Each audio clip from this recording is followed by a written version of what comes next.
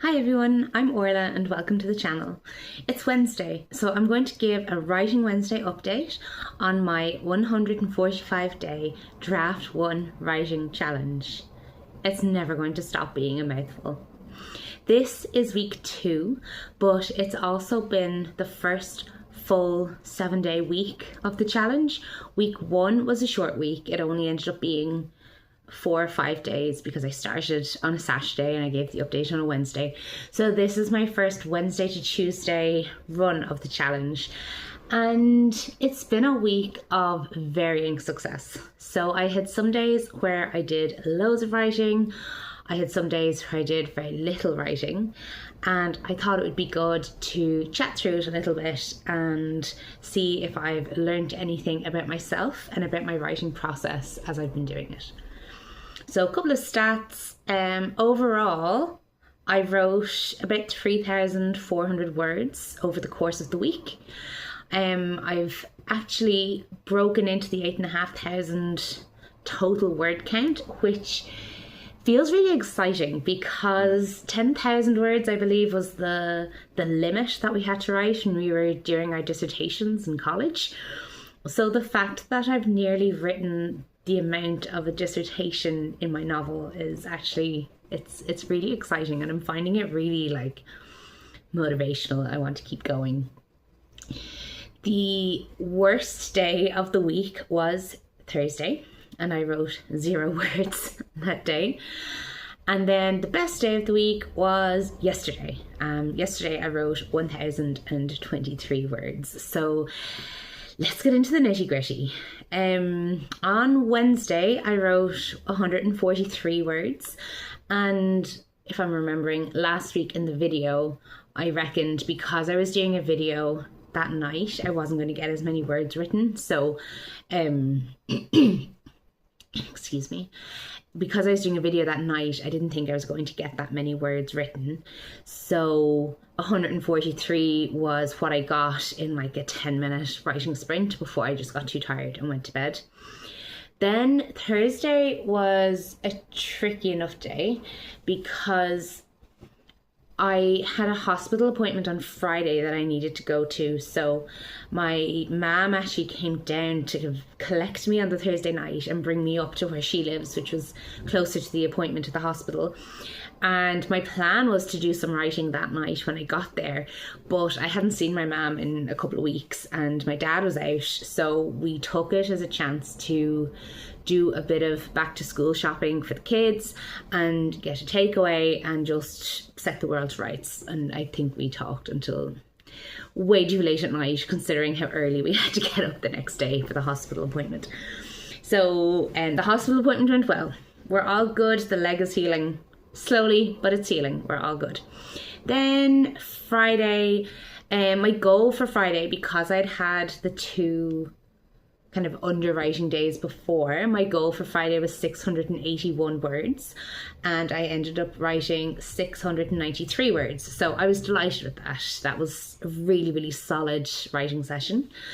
And on Saturday, the goal was 681 words again, but I only wrote 627 words, which I kind of feel is close enough. It's if we want to average about 600 words a day, getting 627 words is good. It's fine. I'm not disappointed in it. Then on Sunday, I wrote 737 words, and I was thrilled with that because we're finding in our routine as a family that we do something as a family on Saturday, everyone gets all the energy out of their system, and then Sunday gets to be a proper day of rest where the kids will potter around and entertain themselves. We might do a bit of gardening, we might do a bit of painting, and then for the most part they're able to play together quite happily. So it gives me and my husband an opportunity to do some reading, or in my case do some writing. And it's not as efficient as it would be if I was doing it at night and the kids were in bed, but it's still it's not bad. So I wrote about 300 of those words during the day while the kids were kind of coming up and down, and then in between making lunch and making dinner and all of that kind of thing. I just kept the book open and tipped away at it whenever I had a chance. And then after they went to bed, I did a solid I think I did 1 or 2 solid writing sprints and I got the remaining 400 odd words written. So it was kind of nice having it split out and then still getting that 700 plus words. I was quite happy with that work. Then on Monday, I got 275 words. So my goal was 681. So obviously didn't come anywhere near hitting that goal, but I don't mind because we were traveling that night. So the 275 words that I did get were on my lunch break from work. I decided because I probably wasn't going to be able to write that evening, I'd try and get it done on my lunch break. So again, not near the goal, but better than nothing. So I'm not going to beat myself up over it too badly. And then we ended up driving, we're away at the moment, so we ended up driving to my in-laws' house. So no writing happened that night. We just kind of arrived and went straight to bed. Then last night I had a really, really successful night. And it was also a really interesting night of writing because in total I got 1,023 words. So that's the most I've gotten in one day so far. And I wrote about 400 and something of those words in the family room with the family while the telly was on, while people were chatting. I was engaging in conversation, and I really was really glad because writing can sometimes feel like a really solitary activity, at least until you get to like the editing and the like review and feedback stage. So I didn't really want to come away and be staying with family and spend time cooped up in a separate room because I needed to get my writing done. So I was actually really happy that I was able to get some done while I was in the room and then being social. And then when it was a socially appropriate time to go to bed, I went up to the bedroom and wrote for another 40 minutes or so, which brought me up to that 1,000 plus mark. And that meant Monday and Tuesday, the average was 600 words a day, which I was thrilled with. Now, the goal is to write the 600 words plus every day, and I am averaging at 500 words a day, which is still better than what I have been doing. Now, because it's under the initial goal, it means that my targets for the next week have just been ticking up. So today it's saying my goal is 682, tomorrow 687, the day after that 692. So I think if I want to avoid a situation where I'm putting pressure on myself to write 1,000 words every day to hit my goal, I think I might need to spend the next little while just trying to get as close to that 600 word mark as possible. I know myself how I need to do that without it feeling like a lot of work, and that's essentially making sure I know what I'm going to write before I write it. I have found that to be like absolutely key. As I've mentioned before, I have my outline. It's fairly high level while having structure for what I want to happen in each section. And then before I write each chapter, I'm sitting down and I'm giving myself 5 to 10 bullet points of what I want to happen, what I want to have happen in that chapter. Now, what is also happening is as I'm writing it, because like the act of writing, no matter how much you plan, no matter how much you outline, once you actually put pen to paper, you're still discovery writing. You're still saying, okay, well, I wanted to write about Mary going to the shops. Okay, that's my scene, but I still need to write about Mary's walk to the shops. What did she see? What did the weather look like? That kind of thing. So there's still an element of discovery writing, even when you are doing outlining. And that was something that I'd never really thought about before until I really put my head down and dove into my draft. So that was a really big learning insight for me, and I think having that sense of discovery writing is keeping it fun, it's keeping it interesting. I have written 4 chapters in total at this point. Now, I did have a realization yesterday as I was writing. I was thinking, oh, this would probably be a more interesting chapter to start on than what I've already written. So I'm going to keep going as I would have for now. I think I will tweak some of the narrative going forward so that I can easily jump into my draft 2. So if I do get rid of those chapters in the end for draft 2, at least the rest of the story will be written as if those chapters hadn't been planned to be at the beginning, if that makes sense. So it's fun. Like, I'm really enjoying it. I'm having a lot of fun. It's a great challenge. The fact that I'm getting close to moving out of the 90,000 words to do and into the 80-something thousand words to do is quite exciting. I think I'll have a little celebration when I hit the 10,000 word mark, just because in my head, it's like, that's a dissertation. That seems like a really big accomplishment. So I'm quite excited to hit that 10,000 words. So that's how I'm going so far. That's how I'm getting on. I'm finding that the more I write, what's the best way to say this? The more I write, ironically, the more articulate I'm getting in my day-to-day. If I'm writing an email, if I'm writing feedback for somebody at work, if I'm sending a text, I'm finding the words are coming to me much faster, much smoother. I'm sounding a lot more intelligent. I don't know the way to describe it. Competent is probably a better word. I'm sounding more competent in work because there's less smaller words being used because I can't think of a bigger one. A good example, I suppose, is I described someone as conscientious today, and that's something that past me would have used no bother when I was studying loads and reading loads and writing loads before all of that took a bit of a backseat for children. And now I feel like I'm getting back to the way of thinking that I had before, which is brilliant.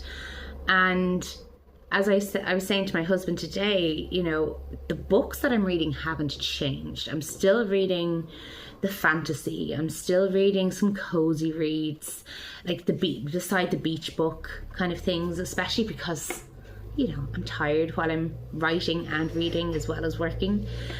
So I don't want to be reading like Tolstoy. I want to read something that isn't going to take a huge amount of brain power. And I said, like, the caliber of the books I'm reading is the same. It hasn't changed. In some cases, it's probably dropped a little bit, but I'm getting more out of them. And he made the really good point that I'm probably looking at them a bit more critically. And I think that really is hitting the nail on the head. I'm reading a book at the moment, and I am going to put a review of it up once I finish it. It's the book that was chosen in the Mayo versus Kerry All Ireland Challenge, Wild Houses by Colin Barrett. And he is just an excellent writer. Really, really excellent. I'm reading it, and I'm reading the descriptions that he's using and his jump between internal narrative versus vernacular language when the characters are talking to each other. And I'm loving it. I'm really, really enjoying it. It's a bit of a harrowing story. It's a little bit dark in places, but it's so, so well written. So I'll do more of a deep dive into that when I finish it and I put my review up on YouTube. I'll go into more of a deep dive. But so far I'm really enjoying it. But definitely, yes, as I'm reading it, I'm not just reading it and going, oh yeah, this is a good story, it's an entertaining read. I find myself picking out different techniques that he's using in his writing. I'm finding myself identifying the different plot points that he's planned out, that kind of thing. I don't know if he's a discovery writer or an outliner. I'll have to do a bit of digging to see if he's talked about that anywhere. But yeah, really interesting book, really enjoying it, but also learning a lot about my own writing, how I can improve it, and things that he's doing that I like and things that he's doing that I don't like, so that I can actually apply that to my own writing as well. So really, really enjoying that. Definitely learning a lot. My reading is absolutely taking a bit of a back seat this month while I get into the flow of my writing. I can feel myself building a really strong writing habit. Pretty much every single day I'm writing something, whether it's 100 words or 1,000 words. I'm getting something on paper pretty much every single day, and that's really what I'm trying to do with this challenge. Yes, I want to get my draft finished by the end of the year. Yes, I want to try and hit 100,000 words by the end of the year, but I'm only going to do that if I establish a rock solid challenge or habit. Sorry, a rock solid habit, especially when it comes up to the trickier times of year like Christmas or holidays, and I mightn't have my hour to myself in the evenings. So what am I going to do? And it's really finding those opportunities through the day where I can put a couple of 100 words down, because each time I write 100 words, it's making a difference. It really, really is. And especially if I take 20 minutes on my lunch break to knock out 100 or 200 words, it means that in the evening, if I still sit and do my standard 40-minute to an hour writing session, I'm getting even more words down. And I feel like I should emphasize, because I'm talking a lot about word counts, it's not just words for words' sake. I have the story in my head and I want to get it down on paper before I forget it. Like, I've done my plotting, I've done my outlining, but all like the nitty gritty details are still percolating in my head, and I need to get them on paper. I want to get it on paper, and I'm really worried I'll forget what I want to say before I get it recorded, because mammy brain, to be honest. So the more I can write and the more I can get into my first draft, the more I can relax about remembering all those little details that I want to include. And then I'm also thinking forward a lot more. Like, I'm thinking a lot about different voices. So something that I was toying with was the different ways that people are going to speak, so that you can identify character 1 from character 2. And my first draft is allowing me to play around with that, and that again is generating more words. But definitely I feel like the more I get down on the page, the more immersed I become in the story, the more relaxed I feel about getting those details down.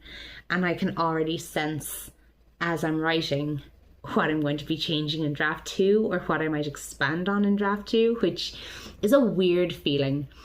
And it's something that I'm actively fighting against, because the perfectionist in me thinks I need to go back and fix that and tweak that before I can progress. But I know from experience and from watching and listening to people who are more experienced and wiser than me, that is not the way you do your first draft. You sit in the mess, you sit in the chaos, you embrace it.